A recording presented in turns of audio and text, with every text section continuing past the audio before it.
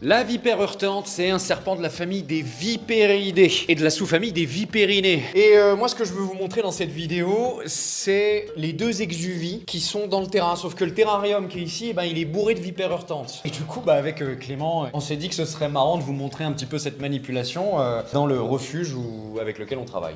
Pour ça, je vais juste m'équiper 2 secondes parce que du coup, je vais vous filmer tout ce que je fais et je vais mettre le plastron. Alors, attends 2 secondes. Et puis, j'en ai marre de tenir mon micro à la main.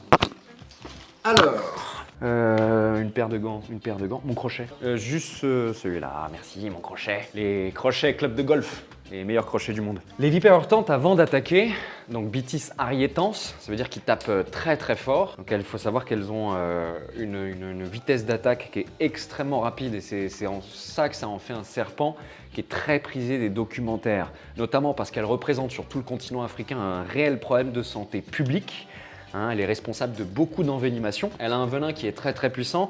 Et comme elle a, si vous voulez, c'est une coloration assez spéciale. On appelle ça une coloration cryptique, donc qui se fond avec l'environnement. Vous voyez, les motifs, ils sont marbrés, bariolés, zébrés. Je veux dire, ça casse la forme de l'animal déjà par sa couleur. Ben, ça en fait un serpent qui reste tapi et qui va, au moment du passage, soit d'un animal, soit d'un être humain, infliger une morsure. Et là, à ce moment-là, les complications, elles peuvent être très, très, très sévères. Ce qu'on fait généralement quand on a accès à des soins en hôpitaux ou des soins en pensionnaire ou des hôpitaux de brousse, ça existe.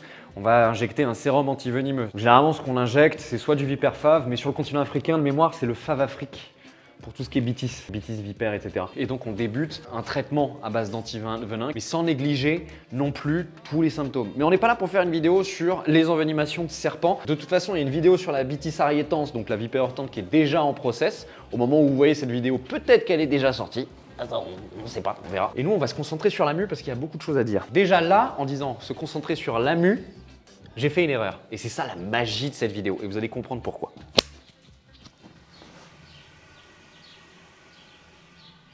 Ça, ce son que vous venez d'entendre, c'est simplement la respiration exacerbée de la bitis. Et c'est fou parce que l'individu qui est en train de siffler là, je suis sûr que c'est l'individu qui a mué.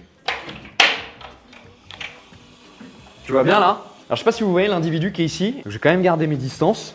Parce que là, l'allonge du serpent, elle pourra arriver au moins jusqu'ici. C'est des serpents qui tapent très très loin, les vipères heurtantes. Et pourtant, leur corps, il n'est pas non plus très allongé, il est très trapu, mais il est surtout très musclé. C'est pour ça qu'il faut jamais sous-estimer ces serpents. T'as les petites vipères qui vont avoir une toute petite allonge. Au contraire, les Bitis arietans, elles peuvent vraiment, surtout quand elles sont chaudes, tu vois. Et là, ici au Maroc, les températures commencent à augmenter. Donc, elles augmentent la température corporelle, ce qui leur permet d'avoir un potentiel musculaire de détonation qui est beaucoup plus élevé, donc elles peuvent se projeter plus loin. Et donc tu vois cet individu-là, particulièrement, lui, quand tu regardes les autres, comment dire, les couleurs ressortent beaucoup plus. Il y a 2 individus qui ont mué, donc, et les 2 individus sur les 5 qu'il y a dans le terrain, on peut les reconnaître. Il y a celui-là et un autre qui est là-bas. Allez, c'est parti. En soi, c'est pas si compliqué que ça, tu vois. Hop, tu prends le serpent et tu le déposes. Allez, hop là. Et donc, il y en a une deuxième. Attends, regarde ça. C'est génial. Attends, je vais vous en parler 2 secondes. Je vais juste bouger la deuxième. Hop.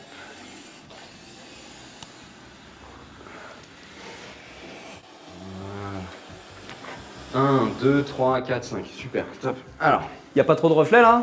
On me voit dans la porte. C'est vrai? Coucou Clément. Toutes ne vont pas forcément réagir sur la défensive. Il y a des individus qui vont avoir beaucoup plus de comportements de réaction que d'autres. C'est pour ça que je vous dis qu'il faut considérer tout serpent venimeux, même les plus petits, comme un danger, comme un réel danger et un danger de mort. Parce que même vous ne saurez pas comment vous allez réagir à une morsure de serpent. Ne sous-estimez jamais les serpents venimeux. Voilà, c'est le petit message de prévention. Alors, la première exuvie, elle est là. Super. Et la deuxième.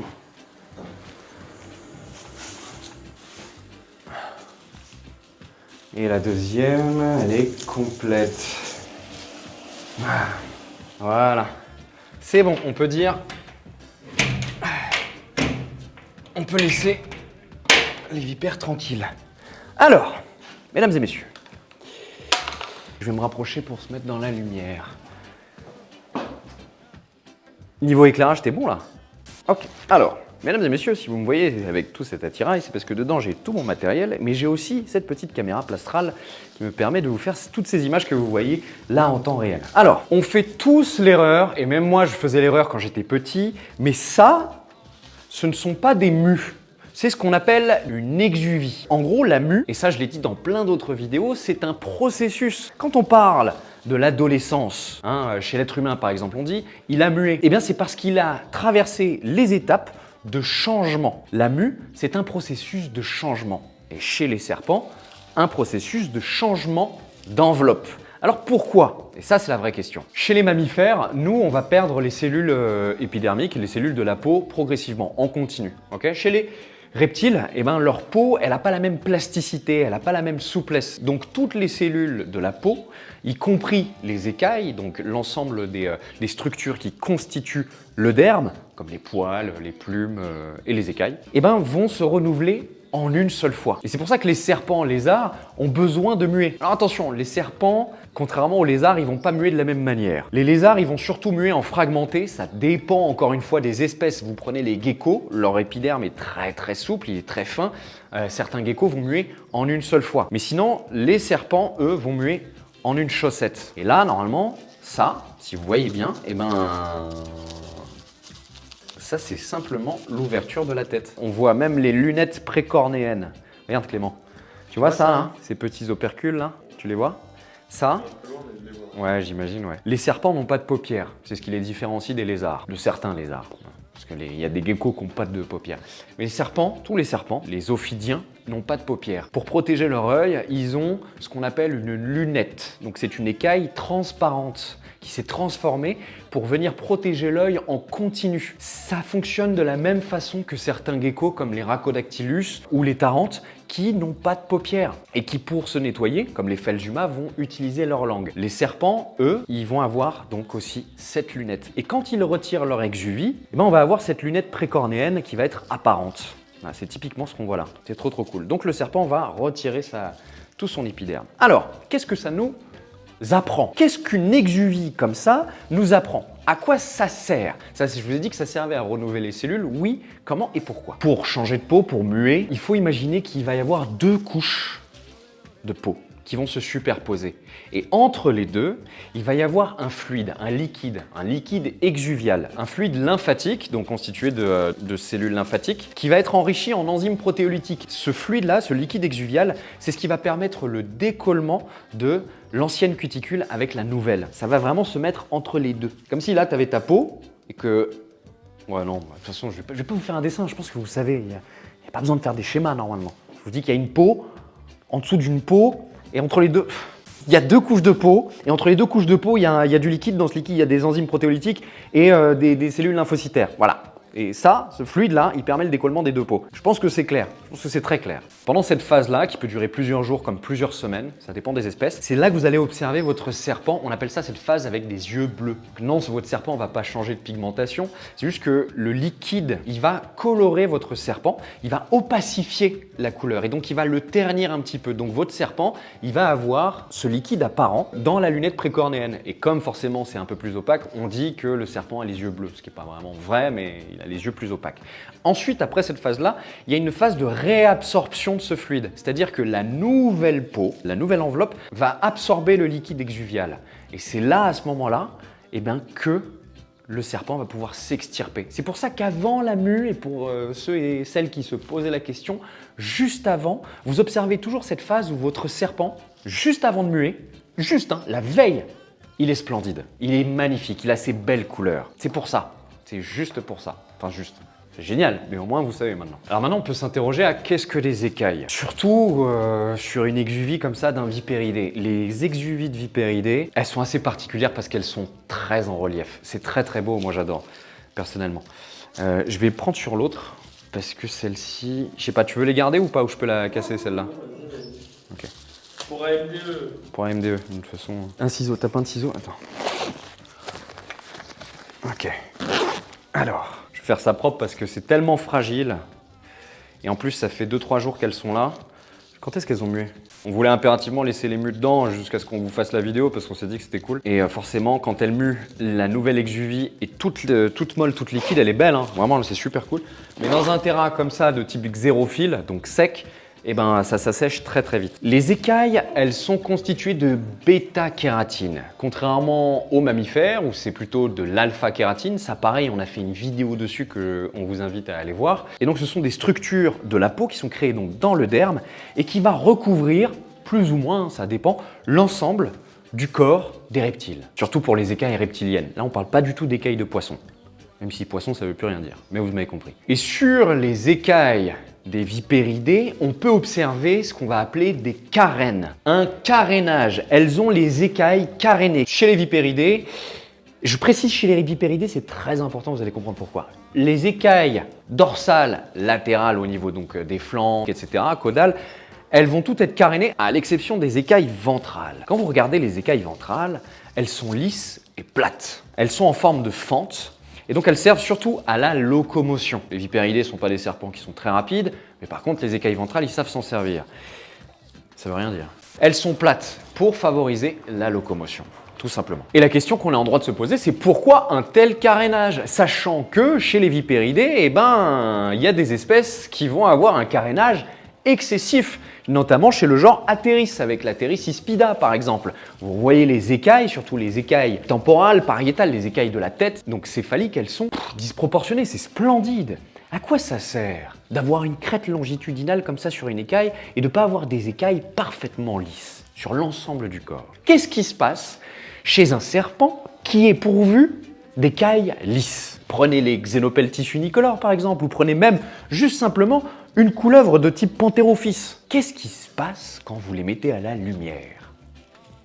Clément, est-ce que tu as la réponse? Oui, comme dans Beat My Ride, elles deviennent. Non, pas fluorescentes.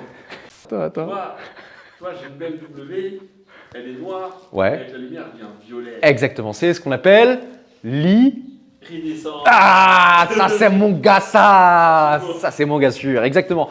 Sur des écailles lisses, il y a, à cause de la lumière ou grâce, ça dépend de comment on veut l'utiliser, un phénomène d'irisation. Il y a une iridescence et ça fait des reflets, ça fait de la lumière, ça fait des longueurs d'onde qu'on balance un petit peu à droite à gauche. Ça nous rend visibles, entre guillemets, ou invisibles selon notre écologie. Donc les carènes vont bloquer l'irisation, vont empêcher l'irisation, même si ce n'était pas la fonction première, c'est une fonction secondaire, mais du coup ça accentue un camouflage, ça va accentuer le cryptisme de ces animaux qui chassent à l'affût. Et oui, c'est ça qui est génial. Les vipéridés sont des grands chasseurs à l'affût, donc on dit camouflage, donc homochromie, j'ai plus le mot. Sexuel. Non, homothétie. Non, c'est pas ça, c'est le truc des photos. Homotypie. L'homotypie. Voilà. Homotypie, homochromie égale cryptisme. La couleur, la forme égale camouflage. Et ça, c'est fou. C'est quand même fascinant. Maintenant que vous mettez un petit peu toutes les connexions entre elles, c'est quand même génial, non? C'est super. Et en fait, c'est vrai que ça va ternir le serpent. Ça va... J'ai oublié. Ça va le rendre plus mat. Voilà, c'est ça le mot que je cherchais. Il y a des mots parfois en fin de journée, ça c'est compliqué. Alors, et si vous voulez pousser un peu plus loin, il y a certains serpents qui vont l'utiliser, c'est-à-dire ils vont l'utiliser activement, comme moyen de défense, mais moyen de défense actif. Typiquement, la vipère des sables, la Cerastes cerastes, ou même les Cerastes. On a d'ailleurs fait un reportage dessus sur YouTube que je vous invite à aller voir parce qu'il est vraiment sympa. C'est un format long, il faut avoir du temps, mais il est très très cool, une immersion bien sympa dans le désert. Et donc quand elle a besoin de se défendre, avant d'attaquer, elle va entrechoquer ses écailles qui sont justement carénées. Elles vont les entrechoquer comme ça, et ça va émettre un bruit strident, une stridulation mécanique. De toute façon, la stridulation, ça peut être que mécanique, de toutes ces plaques de kératine qui vont s'entrechoquer les unes avec les autres. Et ce qui est dingue, c'est qu'il y a d'autres serpents qui vivent à peu près dans les mêmes biotopes, qui ne sont ni des vipères, ni des élapidés ou autres, qui sont juste des couleuvres, qui mangent des œufs, qui vont faire la même chose. Et ça, je trouve ça super. Je trouve ça très fascinant. Ça change complètement de certains serpents de la famille des Typhlopidés. Qu'est-ce qu'ils ont de spécial, les Typhlopidés? Eh bien, ce sont des serpents, pour ceux qui ne connaissent pas, et vous allez me demander quel est le rapport avec les écailles, eh bien, qui ont des écailles sur tout le corps, céphalique, caudale, ventrale, dorsale, ce que vous voulez, qui vont être uniformes. Elles sont homogènes partout. Elles ont la même forme, les mêmes proportions et elles sont toutes lisses partout. Aucune carène, aucun truc de travers. Il n'y a pas de relief, il n'y a rien. Quand on les regarde, eh ben, il y a beaucoup de brillance. Et ça, pareil, il y a une vidéo qui est en cours dessus. Bon, bah les amis, moi, c'est ici que je vous laisse. Je vais aller mettre les exuvis à côté. C'est ici qu'on vous laisse avec Clément. J'espère que ça vous a plu. C'était très très cool. N'oubliez pas de vous abonner, de mettre un pouce bleu, un commentaire. À très très bientôt. Paix et prospérité. Ciao. Et moi je vais ranger ça. Allez, hop.